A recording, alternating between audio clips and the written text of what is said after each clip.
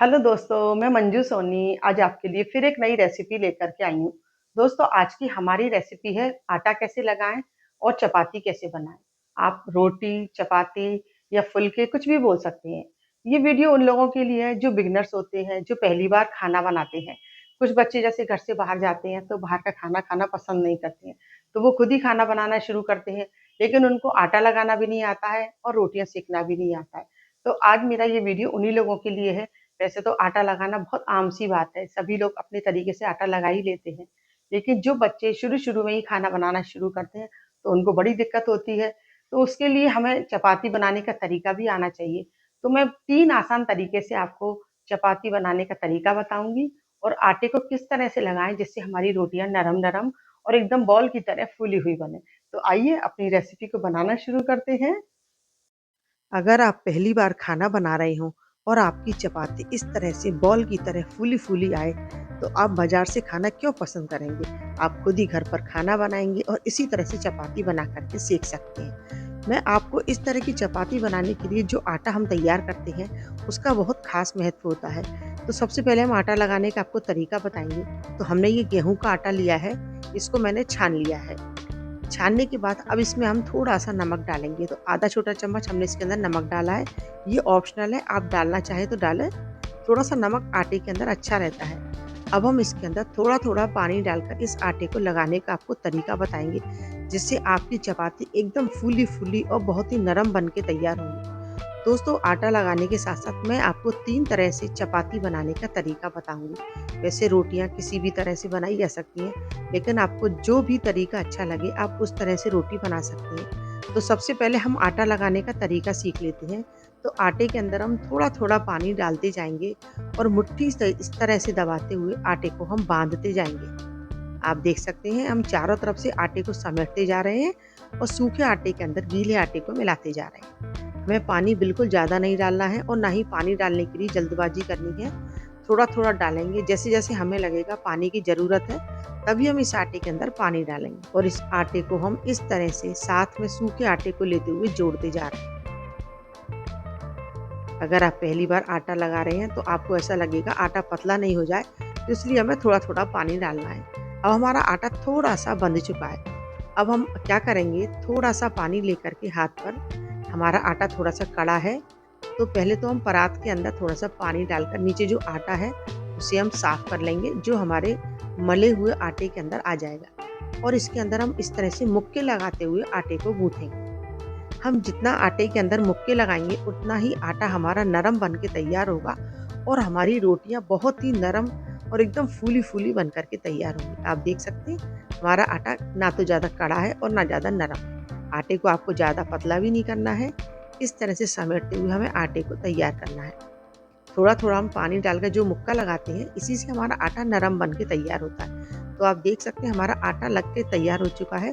थोड़ा-सा पानी डालकर हम इसके अंदर इस तरह से फिर मुक्का लगाएँगे और इस आटे को इस तरह से मलेंगे।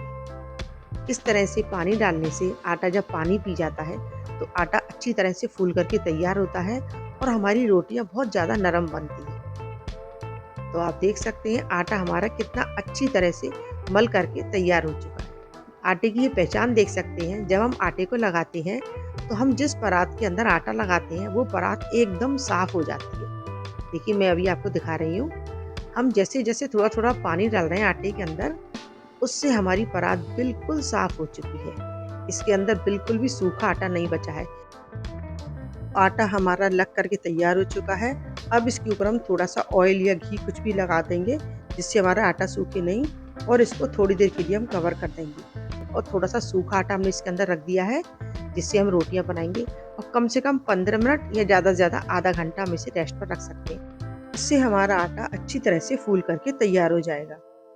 देखिए, आधा घंटा हो चुका है, आटा हमारा अच्छी तरह से फूल चुका है। अब हम अपनी चपाती बनाना शुरू करते हैं। और देखिए, इस तरह से हम इसकी लोइयाँ बनाएँगे। आप जितनी मोटी, पतली जैसी भी रोटियाँ बनाना चाहते हैं, तो आप उस तरह से छोटी-बड़ी लोई ले सकते हैं। ये आपके खाने के ऊपर, आप किस तरह की चपाती खाते हैं। तो हम 3-4 लोइयों को इस तरह से सूखा आटा लगा कर के बनाते जाएँगे। 4 लोइयाँ हमने इस तरह से चिकनी करके तैयार कर ली हैं। अब हम गैस जलाकर इसके ऊपर हम तवा रखेंगे। तो हमने गैस को जला दिया है और उसके ऊपर हमने तवा रख दिया है। तवे को साफ करके अब हम अपने चकले पर रोटियां बेलना शुरू करेंगे। तो सबसे पहले हम लोइयों पर सूखा आटा लगाएंगे और सूखा आटा लगाने के बाद बेलन से इसे हम बेलना शुरू करेंगे। तो सबसे पहले हम लोई को साइड से बेलना शुरू करेंगे। थोड़ा थोड़ा हम बेलन लगाएंगे इसके अंदर और शुरू में हम सूखा आटा लगाकर दोनों साइड से और बेलन से हम एक बार राइट साइड से और एक बार लेफ्ट साइड से हम अगल बगल से रोटी को बेलेंगे। हम बीच में रोटी बिल्कुल नहीं बेलेंगे। अगर रोटी बीच में से पतली हो गई तो हमारी रोटी फूलेगी नहीं। तो हमें लेफ्ट और राइट, सीधा और उल्टा, दोनों हाथ की तरफ से हमें रोटी को दो दो बेलन मारनी है इसके अंदर।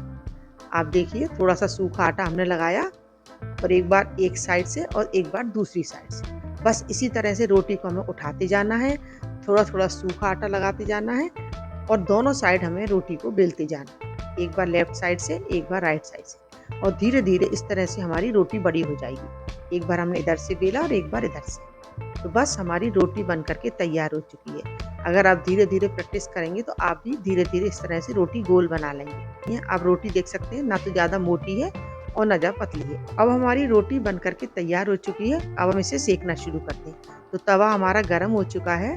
अब रोटी को हम इस तरह से उठाएंगे अपने उल्टे हाथ पर और इसे हम सीधे हाथ पर लेकर के और जो हिस्सा ऊपर है उसे हम तवे पर नीचे की तरफ डाल देंगे। तो इस तरह से इस हिस्से को हमें नीचे डाल देना है। तो हमने रोटी को तवे के ऊपर डाल दिया है और जैसे ही थोड़ा सा ऊपर से हमें आटा पका हुआ सा दिखाई देगा तब हम हल्के से सिके हुए में ही इस रोटी को हम पलट देंगे। तो हमारी रोटी ऊपर से हल्की सी सिक चुकी है इस तरह से। अब हम इसको पलट देंगे। बस इतने इतने डॉट इसके ऊपर आने चाहिए। रोटी हमें ज़्यादा नहीं सेकनी होती है नीचे से। और थोड़ी सी जब ये पीछे से इस तरह से दाने दाने से दिखाई देंगे हल्के हल्के, तो हमारी रोटी नीचे से हल्की सी सिक चुकी है।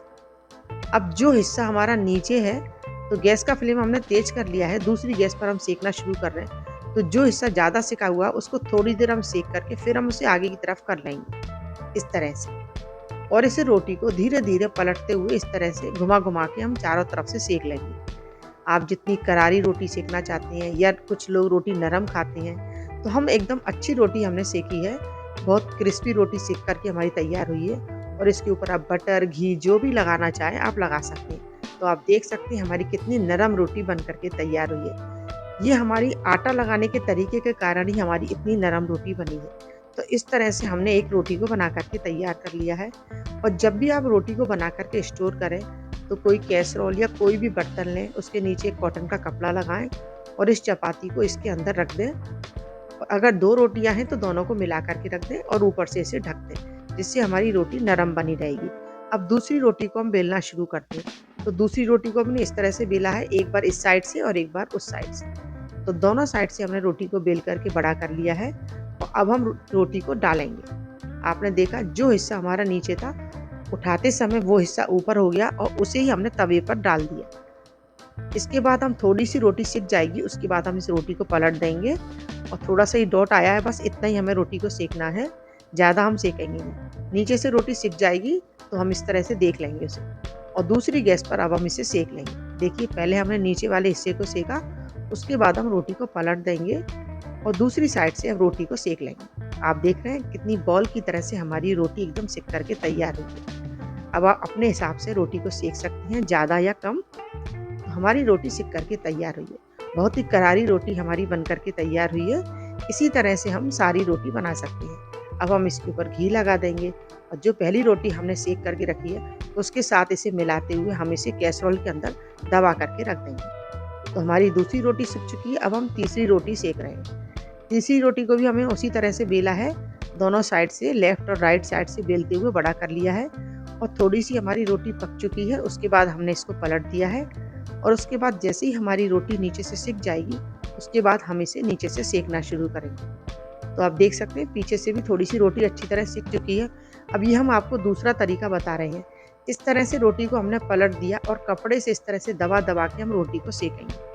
इस तरह से भी रोटियां काफ़ी अच्छी तरह से सिक के तैयार होती हैं। अगर आप बिगनर हैं तो आप इस तरीके को ज़्यादा इस्तेमाल करें, इससे रोटियां बहुत जल्दी सिकती हैं और बड़ी आसानी से आप रोटी बना सकते हैं। आपकी रोटी एकदम फूली फूली तैयार होगी। तो आप देख सकते हैं रोटी का कलर कितना अच्छा आया है। तो तवे पर जो रोटी सिकती है, पुराने ज़माने में तो इसी तरह से रोटी सेकी जाती थी। तो तो इस तरह से भी रोटी काफ़ी अच्छी सिक कर के तैयार होती है। तो आप देख सकते हैं कि चौथी रोटी को भी हमने इसी तरह से सेक लिया है। देखिए फिर मैं आपको इसे तवे पर सेक कर दिखा रही हूँ। एक कपड़ा लेंगे और हल्के-हल्के हाथ से हम इसे दबाएँगे। इस समय हम गैस का फ्लेम धीमा कर सकते हैं, नहीं तो हमारी रोटी जल सकती है। और देखिए हमारी ये रोटी तैयार हो चुकी है। तो हमारी 4 रोटी सिक कर के तैयार हो चुकी हैं। तो 2 रोटी हमने गैस पर सेकी है और 2 रोटी हमने तवे पर सेकी है। अब इस रोटी के अंदर हम घी लगाकर इसे अच्छी तरह से आपस में मिलाते हुए दोनों पर हम घी लगाएँगे और इसे इस तरह से कैसरोल के अंदर रख देंगे। तो आप देख सकते हैं तवे पर सेकी हुई रोटी भी काफ़ी अच्छी हमारी सिक कर के तैयार हुई है। रोटी जितनी नरम है वो आपको देखने से ही पता चल रहा होगा। तो 4 रोटियों को हमने इस तरह से सेक करके तैयार कर लिया है। अब हम रोटी को सेकने का एक तीसरा तरीका आपको बताएँगे। इन रोटियों को हम कैसरोल में दबा करके रख देंगे, इससे हमारी सारी रोटियां नरम बनी रहेंगी। अब हम आपको तीसरा तरीका बताते हैं रोटी सेकने का। तो रोटी को हमने उसी तरह से बेला है और एक बार इस रोटी को हल्की सी सेक लेंगे आगे से और पीछे से। तो पीछे से आप देख सकते हैं हल्की सी रोटी सेक चुकी है, इसे हम एक साइड में रख देंगे और इसी समय दूसरी रोटी हम तवे पर डाल देंगे। ऊपर से हल्की सी सिक जाएगी, इसे हम इस तरह से पलट देंगे और जो रोटी हमने पहले सेक कर रखी थी उसे हम इसके ऊपर डाल देंगे, जिससे नीचे की रोटी अच्छी तरह से सिक जाएगी। और जैसे ये दोनों रोटियां नीचे से सिक जाएंगी तो सबसे पहले हम जो नीचे वाली रोटी है उसे हम सेकना शुरू करेंगे। तो हमने दूसरी गैस पर तवे को रख दिया है और जो नीचे की रोटी है उसे हमने निकाल करके इसे हम गैस पर सेक लेंगे। पहले हमें नीचे वाली रोटी इसलिए सेकनी है क्योंकि तवा हमारा गर्म है, तो हमारी रोटी जल सकती है। ऊपर की रोटी थोड़ी सी ठंडी हो चुकी है, तो इसलिए हमें पहले नीचे वाली रोटी सेकनी है और उसके बाद हम ऊपर वाली रोटी को सेकेंगे। तो देखिए एक रोटी हमारी सेक चुकी है। ऊपर वाली जो रोटी थी अब वो थोड़ी सी तवे पर पड़ी हुई गर्म हो गई है। अब उसे हम उसी तरह से सेक लेंगे। रोटी हमारी कितनी अच्छी तरह से फूल करके तैयार हुई है। तो इस तरह से रोटी सेकने से थोड़ी सी समय की बचत होती है और हमारा काम थोड़ा सा जल्दी हो जाता है। तो एक साथ हम 2 रोटियां बहुत जल्दी सेक लेते हैं। तो 2 रोटी हमारी एक साथ सेक चुकी हैं। अब इन पर हम घी लगाकर इन्हें हम आपस में चिपड़ लेते हैं। तो आप देख सकते हैं कितनी नरम रोटी हमारी बन करके तैयार हो चुकी है। इनमें से आपको जो भी तरीका पसंद आए आप उस तरह से रोटी बना सकते हैं। दोस्तों आप मेरी वीडियो को कहाँ-कहाँ से देख रहे हैं प्लीज़ मुझे कमेंट्स बॉक्स में लिख करके बताइए। अगर आपको मेरा रोटी बनाने का तरीका 3 तरह का जो मैंने बताया है और आटा लगाने का जो तरीका जिससे आपकी रोटियाँ इस तरह से फूली-फूली बन के तैयार होंगी, अगर थोड़ा-सा भी पसंद आया हो तो प्लीज़ लाइक करें, शेयर करें और चैनल पर नए हो तो सब्सक्राइब करना ना भूलें। मैं इसी तरह से नई-नई रेसिपी लेकर आती रहूँगी और फिर मिलते हैं किसी नई रेसिपी के साथ। Thank you.